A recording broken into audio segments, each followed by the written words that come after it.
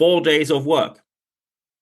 Some of you will now say, yeah, well, 4 days of work and the Friday. Maybe Friday is a bit easier or a bit slower. No, that's not what I'm talking about. I'm talking about working only 4 days a week in the future. And before some of you now either throw your mobile phone or your computer out of the window out of anger, let's talk about what opportunities do we have? What limitations do we have? And most importantly, are there any facts we can stick to? Are there scientific studies? Do we have facts that actually looked into what happens when we suddenly work 4 days a week?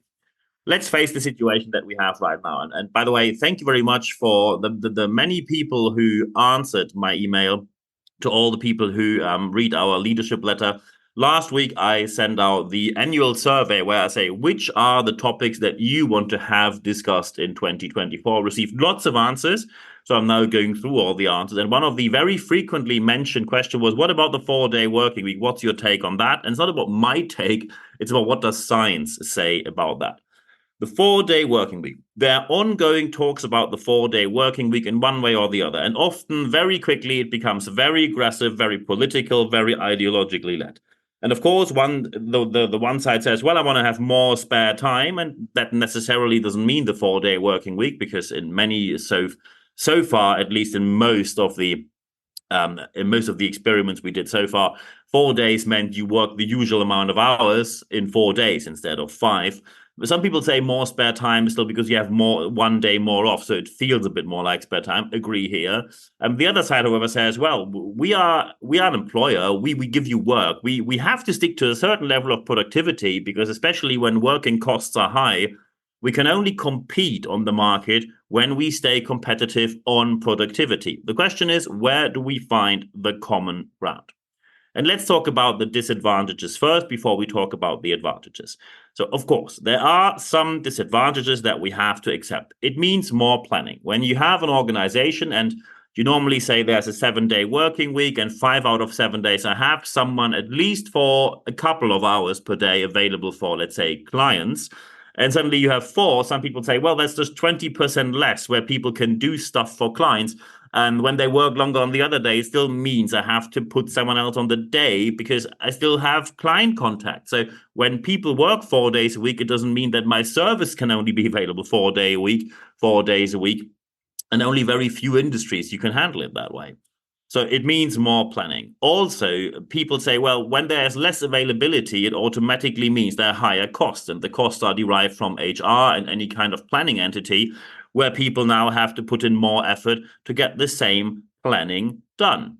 When we then look into what are these efforts and how are the different logistics behind that, it can become pretty tricky to get everything planned that you need to get planned depending on the industry in which you work.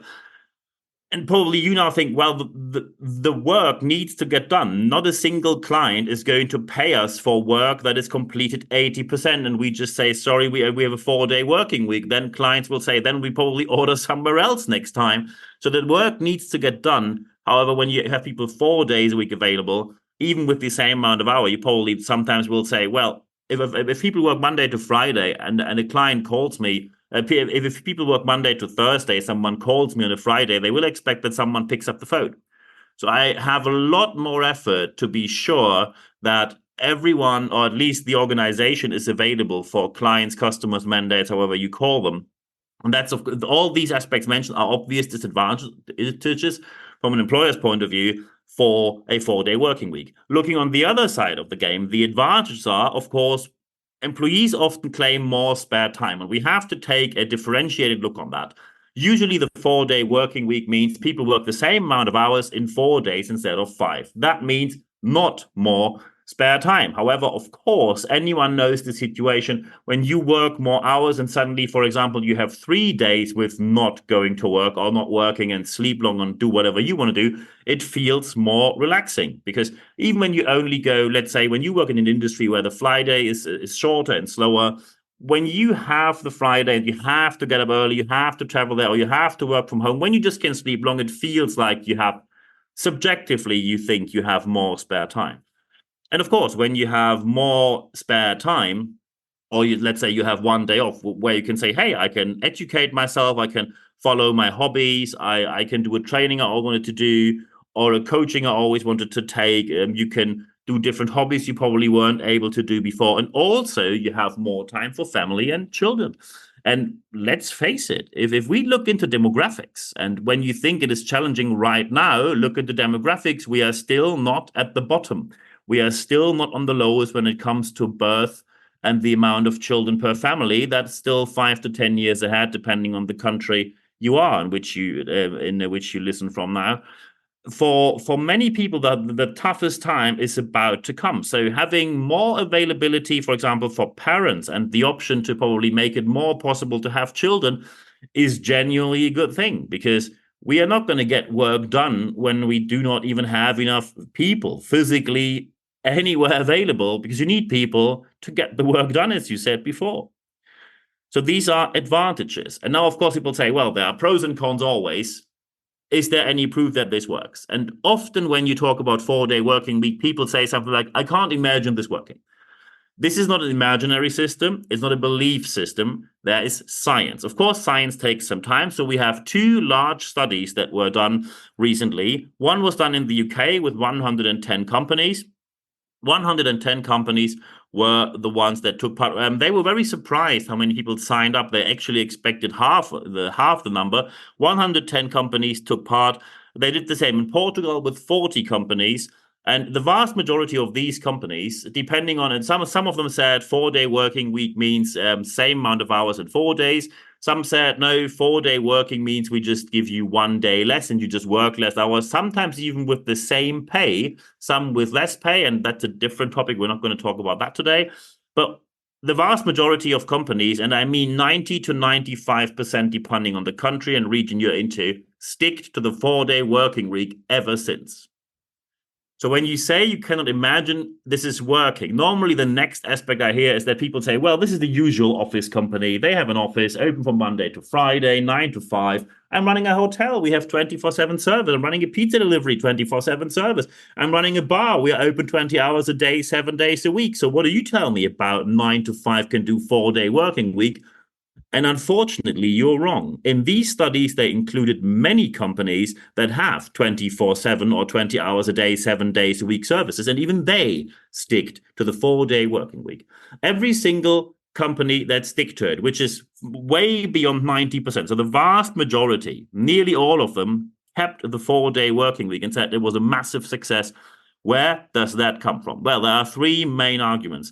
Number one is employee satisfaction. People are more satisfied. And when you can now say, well, I can't buy anything from that, well, you actually can. And there are a couple of side effects that happen when people are happier. So first, people are more motivated, which means they are more willing to do the so-called extra mile and work a bit more if you demand them to do so, do a bit extra, etc. Also, when they are happier, they talk more positively about the company, which makes recruiting a lot easier. When they are happier, they are also less inclined to leave the organization, meaning recruiting gets a lot easier. And that means you can reduce costs there immediately, which is one of the massive block of costs that many companies have. So the talent shortage becomes less bad with a 4-day working week. But the most important aspect, and that is the next aspect that came quite surprising to me, that people said they felt more fulfilled doing the work because it felt more concentrated. So they said, when I do everything in 4 days, I just feel I go to work and do work stuff only, not bit of breaks, bit of social stuff, but I am more focused on 4 days than I was on 5 days before. And that feels more satisfying because you leave the workplace more often with the feeling of being in the so-called flow. Flow is nothing spiritual. Flow is nothing esoterical. Michal and Csikszentmihalyi, who is a professor at the Wharton Business School, one of the most renowned business schools we have on this planet, he wrote the book Flow. It's a scientific entity where people, and probably you know this feeling, when you just work through different parts of your work and it's just going on, everything's working that day. That's the flow feeling. You don't have it very often in some industries or in some workplaces. When you have the 4-day working week, people often said they are more in the flow than they were before. But the main aspect that is the massive number one benefit for both sides, employers and employees, is the fact that the absenteeism, people being sick, off work, because no one wants to be sick, let's face it. Neither an employer wants people to be sick, nor an employee wants to be sick. It is a lot lower. And depending on which industry you're in, up to 2/3 lower. And just to give you the context of this, if I go into any company and say, I'm going to lower your absenteeism by 2 or 3% in absolute numbers, or maybe I claim 5%, people will kiss my feet and say, how do you do that? You are a magician.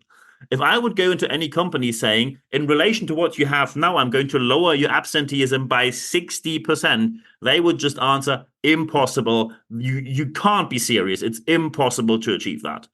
And we achieved it with the 4-day working week.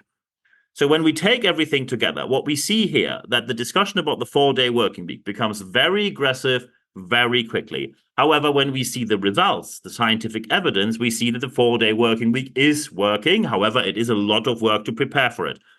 We need to talk about more. We need to talk more about the future of work because, of course, and that was another aspect that was handed in as a topic they like to discuss in 2024.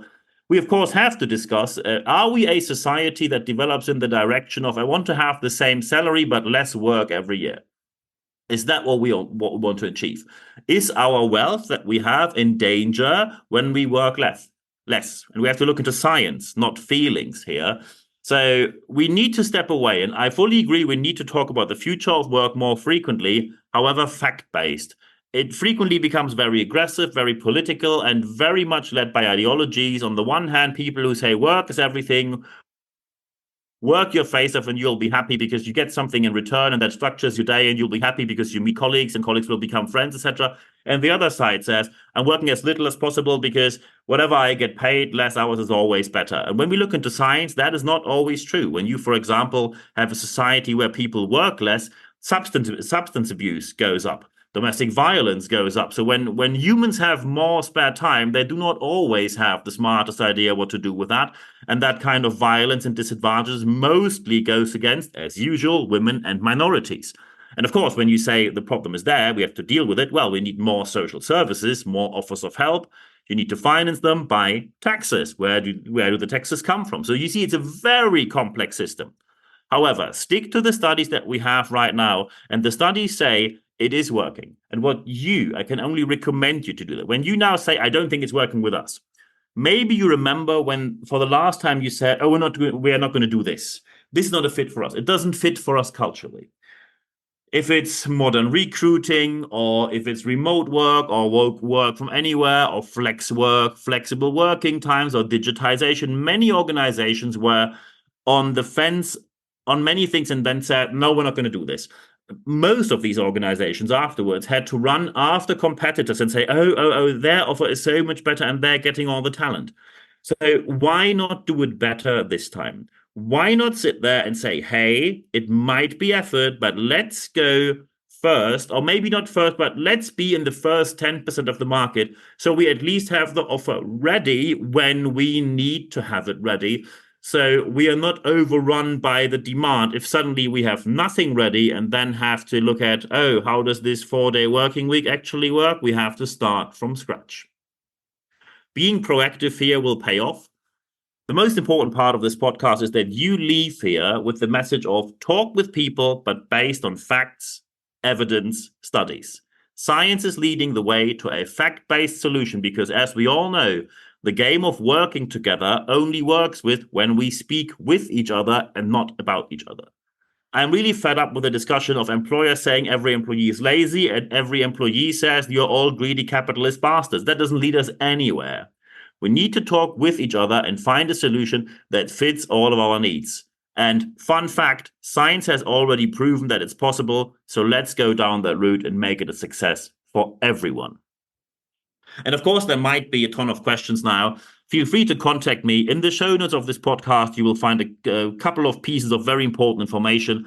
You find my email address. Feel free to email me. You also find my LinkedIn. Feel free to connect with me there. But you, of course, just can send me your question or you can send me feedback. Thank you very much for the very positive feedback I frequently receive, especially via email and on LinkedIn. If you want to have something very specific, training, speaking, coaching, workshop, whatever, we can also talk about that. But you can also just send me your questions and then we take it from there with either emails or we just have a phone call. Whatever you prefer, it doesn't cost you a penny. And of course, when you say, well, I'd like to talk to you live, is that possible? Yes, we have live sessions every month. When you go to expert.nb-networks.com, I will also put that in the show notes of this podcast. You can sign up for our leadership letter. You receive only one email every Wednesday morning. It's 100% content, ad-free guarantee, no sales in there, absolutely nothing like that. It's just content. And only in this leadership letter, you will find the access link, the URL where you can access the live sessions, and you will also see when does the live session take place. We have at least once per month. It's available in English and in the German language. It's available in the English and German language. Looking forward to seeing you there. So let's get started with the new year. Let's be positive about finding common grounds and being a bit less aggressive on just standing on our position and saying, we are right, you are wrong, with a bit of finger pointing. If we look into science, we will all be better off. And science offers a lot of opportunities where we will find the best common ground to make it work for everyone in the whole game of work. I wish you all the best doing so. And when you, of course, feel free to text me, feel free to sign up for the leadership letter. But the most important aspect is the third one. Apply what you heard in this podcast, because only when you apply what you heard in this podcast, you will see the positive change that you want to see in your organization or your life or your employees, people's lives. I wish you all the best doing so. Always happy to help. Let me know if you need any help. And then for the rest of this week, there's only one thing left for me to say. Thank you very much for your time.